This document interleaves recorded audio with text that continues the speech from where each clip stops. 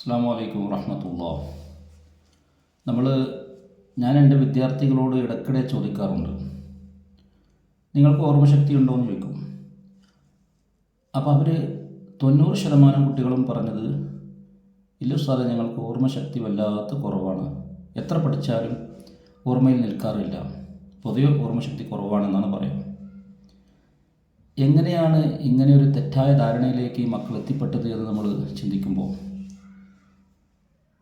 ചെറുപ്രായത്തിൽ നമ്മുടെ മക്കളോട് നീ പഠിക്കാൻ വളരെ പിന്നിലാണ്, എനിക്ക് ഓർമ്മശക്തിയില്ല, ബുദ്ധിശക്തിയില്ല, പൊട്ടനാണ് എന്നൊക്കെ രക്ഷിതാക്കളോ മറ്റോ ഒക്കെ പറഞ്ഞിട്ടുണ്ടെങ്കിൽ, നിരന്തരമായി ഈ ഒരു നെഗറ്റീവ് സ്ട്രോക്ക് കേട്ടത് മൂലം കുട്ടികളിൽ രൂപപ്പെട്ട ഒരു വിശ്വാസമാണ്, തെറ്റായൊരു ധാരണയാണ് എനിക്ക് ഓർമ്മശക്തിയില്ല എന്ന്. അതാണ് ഈ കുട്ടികൾ ഓർമ്മശക്തിയില്ല എന്ന് പറയുന്നത്. സത്യത്തിൽ ഓർമ്മശക്തി ഇല്ലേ നമ്മളെ മക്കൾക്ക്? നമുക്ക് ഇല്ലാതെ എവിടെ പോയി? ശരിക്കും നമ്മൾ മനുഷ്യ ശരീരത്തിൻ്റെ ബ്രെയിനെ കുറിച്ച് പഠനം നടത്തുകയാണെങ്കിൽ, ബയോളജിക്കൽ ഒരു പഠനം പറയുന്നത് മനുഷ്യൻ്റെ ബ്രെയിനിൽ 100 ബില്യണിലധികം ന്യൂറോണുകൾ ഉണ്ട് എന്നാണ്. ശരിക്കും ശ്രദ്ധിക്കണം. 1 ബില്യൺ എന്ന് പറഞ്ഞാൽ 100 കോടിയാണ്. അപ്പോൾ 100 ബില്യൺ എന്ന് പറഞ്ഞാൽ എത്ര ഉണ്ടാവും? ന്യൂറോണുകൾ.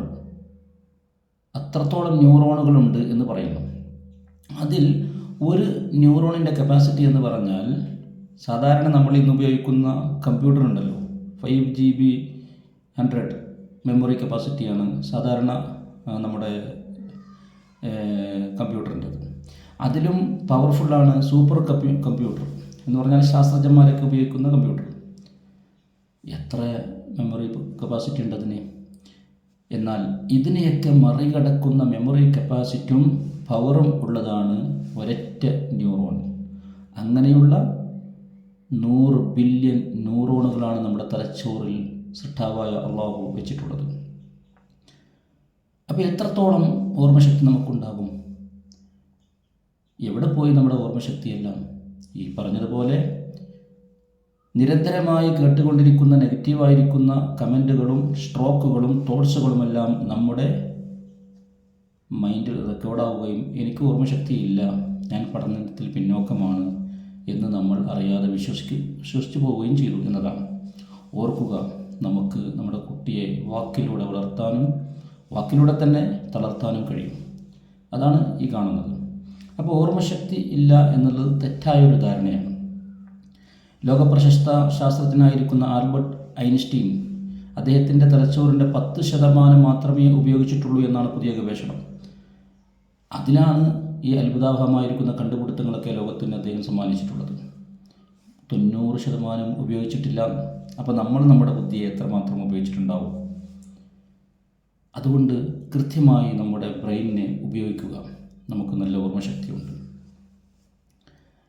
അതിലുപരി ഓർമ്മശക്തി ഉണ്ട് എന്ന് മാത്രം പറഞ്ഞാൽ പോരാ. ഓർമ്മശക്തിയുടെ ഏറ്റവും വലിയ ഒരു ഘടകം അറ്റൻഷൻ, ശ്രദ്ധ എന്നുള്ളതാണ്. Attention is the mother of memory. ശ്രദ്ധയാണ് ഓർമ്മശക്തിയുടെ മാതാവ്. ശ്രദ്ധയോടുകൂടെ നമ്മൾ എന്ത് കാണുന്നുവോ, എന്ത് പറയുന്നുവോ, എന്ത് വായിക്കുന്നുവോ, എന്ത് അനുഭവിക്കുന്നുവോ, ഇതെല്ലാം ജീവിതാന്ത്യം വരെ നമ്മൾ ഓർത്തു വെക്കുന്നതിൻ്റെ പിന്നിലെ രഹസ്യം, അത് നമുക്ക് താല്പര്യത്തോടെയും ശ്രദ്ധയോടെയും കൂടെയായിരുന്നു നാം അനുഭവിച്ചത് എന്നതാണ്.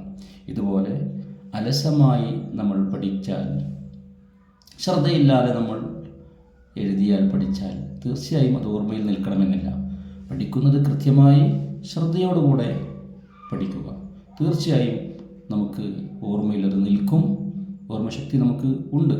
അതോടൊപ്പം എൻ്റെ മകനക്ക് നല്ല ഓർമ്മശക്തിയുണ്ട്, നീ നല്ല ഓർമ്മശക്തിയുള്ള കുട്ടിയാണ് എന്നിങ്ങനെയുള്ള പോസിറ്റീവായിരിക്കുന്ന കമൻസുകളും നമ്മുടെ മക്കൾക്ക് നൽകുക.